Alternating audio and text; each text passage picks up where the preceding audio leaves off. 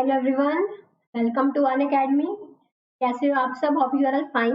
आज की इस वीडियो में हम इन्फ्लेशन ट्रेंड्स के बारे में बात करेंगे कि क्या इन्फ्लेशन अब चल रहा है, सीपीआई का रेट्स क्या है और उसके क्या इम्पैक्ट पड़ रहा है इंडियन इकोनॉमी पर। वो सब चीज़ों के बारे में एक शॉर्ट डिस्कशन हम आज करने वाले हैं। ठीक है, तो सबसे पहले वीडियो को लाइक एंड शेयर जरूर कर दीजिए बिकॉज बेनिफिशियल होने वाली है उन सबके लिए वीडियो जो इंडियन इकोनॉमी में इंटरेस्टेड। ठीक है, सो this is my batch course that is going on Unacademy. Unacademy पर ये चल रहा है, इसमें आप एनरोल करने के लिए अनअकैडमी की सब्सक्रिप्शन ले सकते हैं और आने वाले मंथ से मेरे और भी अच्छे अच्छे कोर्सेज जो है वो अनअकैडमी प्लस पे लॉन्च हो रहे हैं। आप अनअकैडमी की किसी भी तरह की सब्सक्रिप्शन लेने के लिए मेरा ये कोड यूज कर सकते हैं, सिमरटन, चाहे वो यूपीएससी का एग्जाम है, चाहे नेट का, चाहे सीए का, चाहे रेलवे का। ठीक है, टू गेट इंस्टेंट 10% ऑफ। तो अब आपको सब्सक्रिप्शन जो है 21 सब्जेक्ट्स में मिलती है। यूजीसी नेट के 21 सब्जेक्ट्स में एक सिंगल सब्सक्रिप्शन में सारे कोर्स आपको इन ओनली सिंगल सब्सक्रिप्शन। ठीक है, तो दो तरह की सब्सक्रिप्शन इसमें रहती है, प्लस एंड आइकनिक। अगर आप प्लस सब्सक्रिप्शन लेते हैं तो इसमें आपको ये बेनिफिट्स मिलते हैं। आइकनिक सब्सक्रिप्शन में एक दो बेनिफिट ज्यादा है, जैसे पर्सनल कोच इसमें आपको मिलता है, इंटरव्यू प्रिपरेशन भी इसमें होती है। प्लस सब्सक्रिप्शन का अगर फी स्ट्रक्चर देखें तो 24 मंथ्स का ये per month no cost EMI पर 833। लेकिन अगर आप यहाँ पे मेरा कोड यूज करते हैं सिमर 10, तो इस पे आपको मिलेगा इंस्टेंट 10% ऑफ। ठीक है, इसी तरह से this is the subscription price of iconic subscription and you will get 10% of on it with using my referral code. ये बैचेज है जो एक ही सब्सक्रिप्शन में, सिंगल सब्सक्रिप्शन में आपको ये सभी बैचेज जो है बैच कोर्सेज प्रोवाइड होंगे।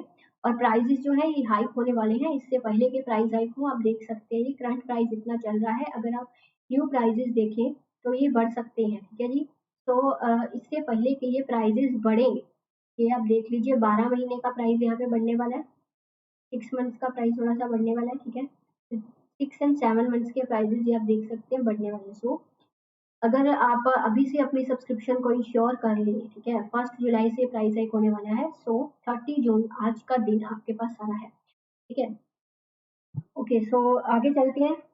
क्या इन्फ्लेशन का जो है वो सीन चल रहा है इकोनॉमी में। तो जो सबसे पहले एक जो चीजें समझे, जो इन्फ्लेशन है इसका मतलब क्या होता है, कॉन्टिन्यूस राइजिंग प्राइसेस, मतलब प्राइसेस में लगातार इंक्रीज होना। अगर प्राइसेस ये नहीं है कि प्राइसेस थोड़े बहुत बढ़े तो इसे इन्फ्लेशन कहते हैं। इन्फ्लेशन कहते हैं कॉन्टिन्यू इंक्रीज। ठीक है, लगातार इंक्रीज होना प्राइस। तो ये जो इन्फ्लेशन है इससे सबसे पहले फायदा किसे होता है, उनसे इससे नुकसान किसे होता है।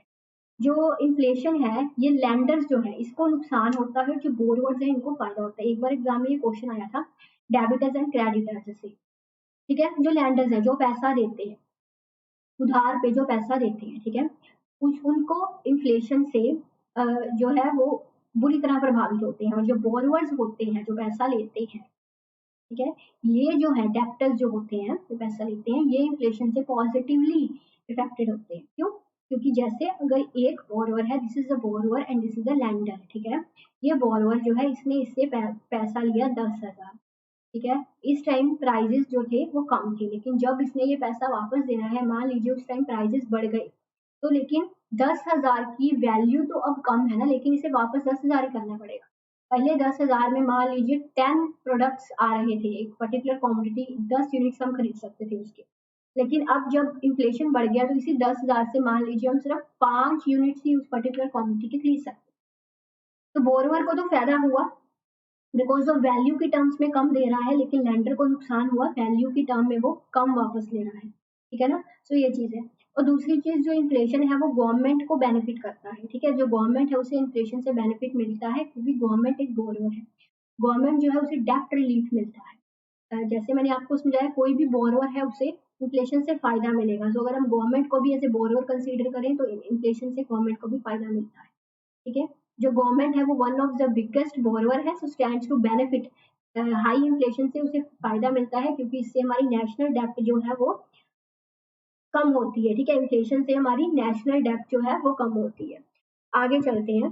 The GDP deflator which measures the difference between the nominal and real GDP is a weighted average of WPI. ये ध्यान से समझिएगा इस चीज को, एग्जाम में क्वेश्चन आ सकता है। जीडीपी डिफ्लेटर, ठीक है, जो जीडीपी डिफ्लेटर है जिसमें हम नॉमिनल एंड रियल जीडीपी में डिफरेंस देखते हैं, वो वेटेड एवरेज होती है डब्ल्यूपीआई एंड सीपीआई का। क्या होता है? वेटेड एवरेज ऑफ डब्ल्यूपीआई, जिसमें डब्ल्यूपीआई को ज्यादा वेटेज दी जाती है। होलसेल प्राइस इंडेक्स को ज़्यादा वेटेज दी जाती है। ठीक है। तो जो इन्फ्लेशन है उसका इम्पैक्ट क्या करता है स्टेक होल्डर्स पर। सबसे पहले जो इन्फ्लेशन है वो लोगों की परचेजिंग पावर कम करता है, जिससे कि प्राइवेट कंजम्पशन कम हो। ठीक है। सो हमारा जो फूड सीपीआई इन्फ्लेशन है वो भी 5% है, और जो नॉन फूड इन्फ्लेशन है वो 7.1% मई में लेना था। ठीक है, 2021 में। अब यहाँ पे आप देख सकते हैं जो फूड इन्फ्लेशन है वो कम है, लेकिन नॉन फूड इन्फ्लेशन जो है सीपीआई कंज्यूमर प्राइस इंडेक्स वो ज्यादा चल रहा है। तो लोअर फूड इन्फ्लेशन, जो फूड इन्फ्लेशन है ये कम है, और नॉन फूड इन्फ्लेशन हायर है। इससे क्या होगा कि जो फार्मर्स है उनकी परचेजिंग पावर कम होगी। फार्मर्स की परचेजिंग पावर कम होगी। क्यों? क्योंकि जो फार्मर्स है वो तो फूड प्रोड्यूस करते हैं, फूड इन्फ्लेशन कम है मतलब उन्हें फूड के बदले में कम मिल रहा है ना, मतलब खाना फूड बेचने के बदले में उन्हें कम मिल रहा है, they are getting less by selling the foods. But higher non food inflation है, उन्हें दूसरी चीज लेने के बदले में ज्यादा पे करना पड़ता है। परचेजिंग पावर उनके हाथ में कम हो रही है, मिल कम रहा है, खर्च ज्यादा करना पड़ रहा है। तो फार्मर्स की परचेजिंग पावर कम होती है अगर फूड इन्फ्लेशन कम है एंड नॉन फूड इन्फ्लेशन ज्यादा है तो। ठीक है। Okay, so while producers seem to be bearing a part of the burden of rising input cost for now, actually ये जो inflation है इसका burden ये नहीं है कि सिर्फ consumers पर ही पड़ रहा है, इसका burden producers पर भी पड़ रहा है, क्योंकि producers को raw material महंगा मिलता है ना, input cost उनकी ज्यादा लगती है। तो इनपुट कॉस्ट ज्यादा के कारण जो अभी देखो एक सिंपल सी बात है, जो इन्फ्लेशन अगर प्राइसेस बढ़ रहे हैं, ठीक है, तो जो लेबर है ना वो भी वेजेस की, हाई वेजेस की डिमांड करेगी, क्योंकि कम इनकम से उनका खर्चा नहीं चलेगा। ठीक है, लेबर जो है वो हाई वेजेस की डिमांड करेगी अगर प्राइसेस बढ़ रहे हैं तो जो प्रोड्यूसर्स हैं, अगर लेबर ज्यादा वेजेस की डिमांड करेगी, प्रोड्यूसर्स की कॉस्ट ऑफ प्रोडक्शन बढ़ेगी, पीछे से उनका रॉ मटेरियल भी महंगा होगा। ठीक है। सो इससे क्या होगा, जो प्रोड्यूसर्स है ये बर्डन कुछ हद तक जो है वो शिफ्ट कर देते हैं कंज्यूमर्स की तरफ। ठीक है। तो जैसे पर ये वो कंज्यूमर की तरफ बर्डन तभी शिफ्ट कर सकते हैं अगर डिमांड बढ़े उस प्रोडक्ट की। ठीक है। अब मान लीजिए अगर लॉकडाउन का पीरियड चल रहा है, लोग डिमांड इतनी नहीं कर रहे, पैंडेमिक चल रहा है, तो देखिए, तो प्रोड्यूसर्स प्राइस नहीं बढ़ा सकते, क्योंकि अगर ऑलरेडी ही उस चीज की डिमांड कम है तो प्रोड्यूसर्स प्राइस नहीं बढ़ा सकते, मतलब वो अपने नुकसान को कंज्यूमर्स पर शिफ्ट नहीं कर सकते, प्रोड्यूसर्स भी नुकसान में रहेंगे। जो प्रोड्यूसर्स हैं वो अपना बर्डन बढ़ते हुए बढ़ते हुए रॉ मटेरियल के प्राइस का बर्डन कंज्यूमर्स पर तभी शिफ्ट कर सकती है अगर डिमांड बढ़ेगी इकोनॉमी में।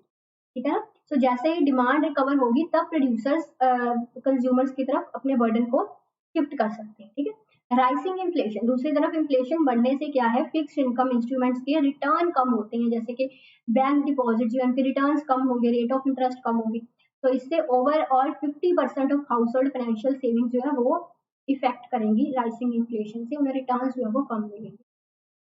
वे फॉरवर्ड, अब इसका क्या हल क्या है, the RBI will have to closely, अब जो आरबीआई को है उसे इन्फ्लेशन ट्रेंड्स को मॉनिटर करना चाहिए, बिल्कुल करना चाहिए। अब तक आरबीआई इन्फ्लेशन ट्रेंड को मॉनिटर क्यों नहीं कर रही, बिकॉज उसे पैंडेमिक के कारण ग्रोथ को मेंटेन रखना था। आपको पता है कि इन्फ्लेशन एंड ग्रोथ में क्या है, ट्रेड ऑफ है।